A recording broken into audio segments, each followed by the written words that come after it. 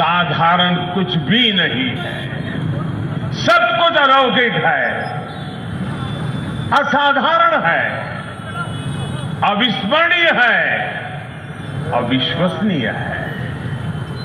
मैं आज महसूस कर रहा हूं हमारी तपस्या और आस्था से जब महाकाल प्रसन्न होते हैं तो उनके आशीर्वाद से ऐसे ही भव्य स्वरूप का निर्माण होता है। और महाकाल का आशीर्वाद जब मिलता है तो काल की रेखाएं मिट जाती है, समय की सीमाएं सिमट जाती है और अनंत के अवसर प्रस्फुटित हो जाते हैं। अंत से अनंत यात्रा आरंभ हो जाती है। महाकाल लोक की ये भव्यता भी समय की सीमाओं से परे आने वाली कई पीढ़ियों को अलौकिक दिव्यता के दर्शन कराएगी, भारत की सांस्कृतिक और आध्यात्मिक चेतना को ऊर्जा देगी। मैं इस अद्भुत अवसर पर राजाधिराज महाकाल के चरणों में शत शत नमन करता हूं।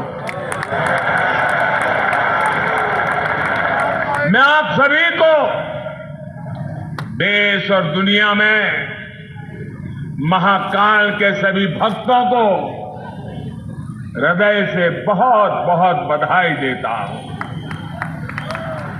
विशेष रूप से भाई शिवराज सिंह चौहान और उनकी सरकार, उनका मैं हृदय से अभिनंदन करता हूं,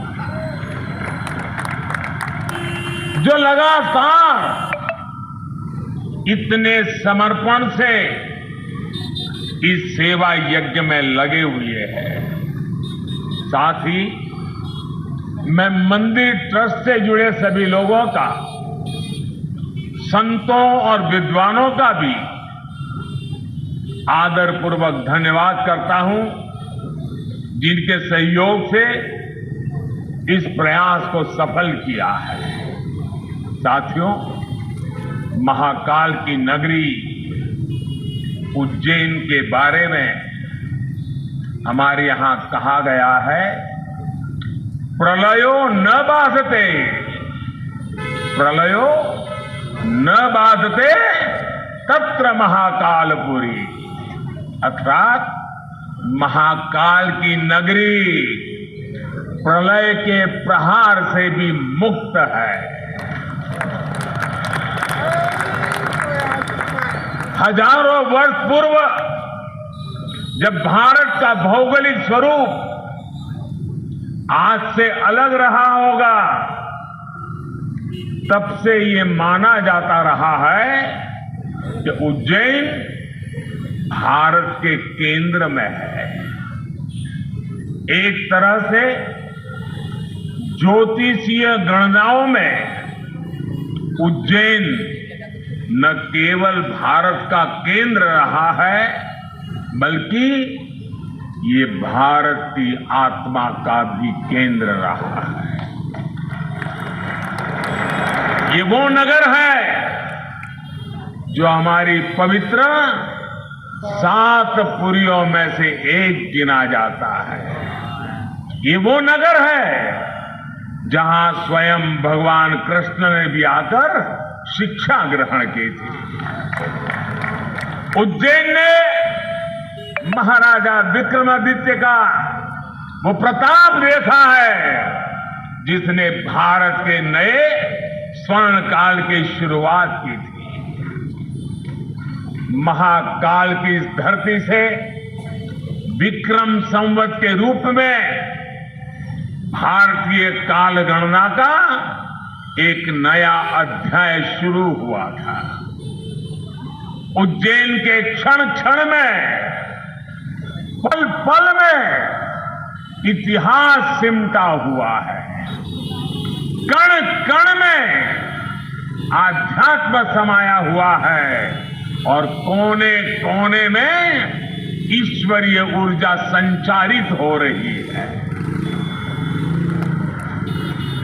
यहां काल चक्र का 84 कल्पों का प्रतिनिधित्व करते 84 शिवलिंग है। यहां 4 महावीर है, 6 विनायक है, 8 भैरव है, 8 मातृकाएं हैं, 9 ग्रह है, 10 विष्णु है, 11 रुद्र है, 12 आदित्य है, 24 देवियां है और 88 तीर्थ है। और इन सबके केंद्र में राजाधिराज कालाधिराज महाकाल विराजमान है। यानी एक तरह से हमारे पूरे ब्रह्मांड की ऊर्जा को हमारे ऋषियों ने प्रतीक स्वरूप में उज्जैन में स्थापित किया हुआ है। इसलिए उज्जैन ने हजारों वर्षों तक भारत की संपन्नता और समृद्धि का, ज्ञान और गरिमा का, सभ्यता और साहित्य का नेतृत्व किया है। इस नागरी का वास्तु कैसा था, वैभव कैसा था, शिल्प कैसा था, सौंदर्य कैसा था, इसके दर्शन हमें महाकवि कालिदास के मेघदूतम में होते हैं। बाण भट्ट जैसे कवियों के काव्यों में यहाँ की संस्कृति और परंपराओं का चित्रण हमें आज भी मिलता है। यही नहीं, मध्यकाल के लेखकों ने भी यहाँ के स्थापत्य और वास्तुकला का गुणगान किया है।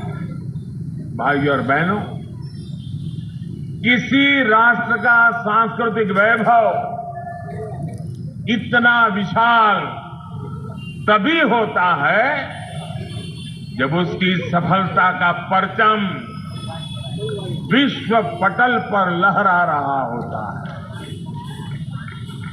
और सफलता के शिखर तक पहुंचने के लिए भी ये जरूरी है कि राष्ट्र अपने सांस्कृतिक उत्कर्ष को छुए, अपनी पहचान के साथ गौरव से सर उठा करके खड़ा हो जाए।